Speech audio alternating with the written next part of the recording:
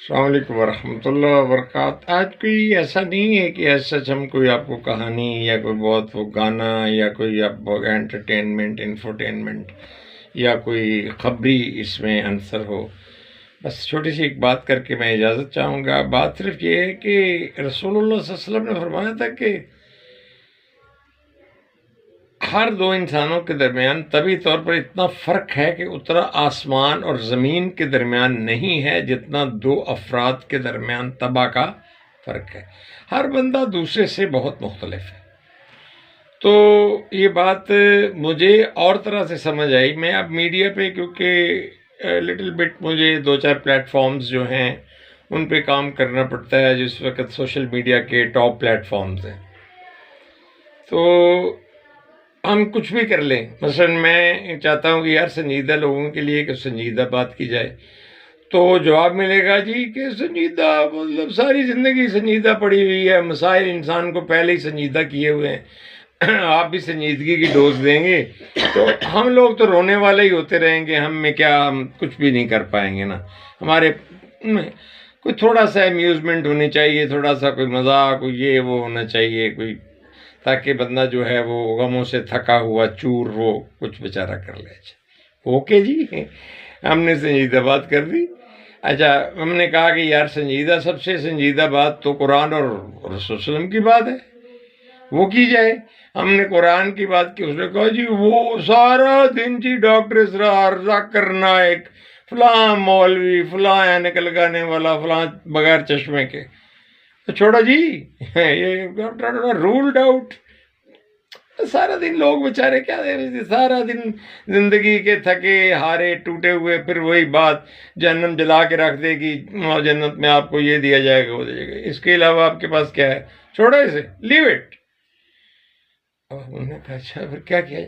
او جی اور بڑے واقعات ہیں، آپ کوئی حقایات سنائیں جناب، حقایات مولانا روم ہیں، حقایات سعدی ہیں، دیگر۔ اچھا، ہم نے کہا کہ چلو یار حقائق سناتے ہیں۔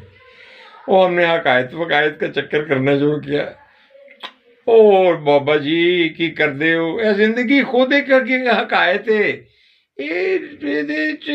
اللہ اگر تسی بھی کہتے ہیں سنانے شروع کرتے، زندگی خود حقائق ہے۔ یہ بندہ ہر بندہ حقائق چوں ہی گزر رہا ہے، وہی زندگی بیچارے دی انجی ہے، تسی انہوں بیچارے نوں مطلب کنا چکراں چ پایا ہے۔ اچھا پھر بھائی کیا کیا؟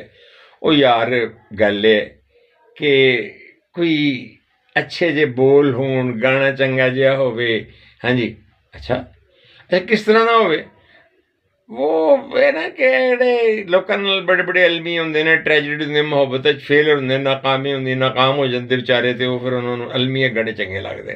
اچھا جی اسی سیڈ سانگ لبھیا اور انہوں گان دی کوشش کی۔ اگر تسی کسے دا سیڈ سانگ گایا تے کاپی رائٹ آ جان گے، ہاں جی، یوٹیوب تہاڈا اڑا کے رکھ دے گی، بھاویں تہاڈا جو مرضی تسی کیتا ہوئے، تانوں یہ لگارتھم چک کے مارے گا ادھر نوں، ہاں جی، کہ کاپی رائٹڈ گانا تسی کیوں دیتا ہے۔ اچھا خیر، او اسی خود گایا گویا، ہاں جی، اور کہیں کہ اپنی آواز ویکھی، پاٹے ڈھول اور کی تیری آواز ہے، تیری اپنی عمر ویکھی، تو کام کی کرتا پھرنا بابا، تو خدا دا خوف کھا یار، کوئی چج دی گل کر۔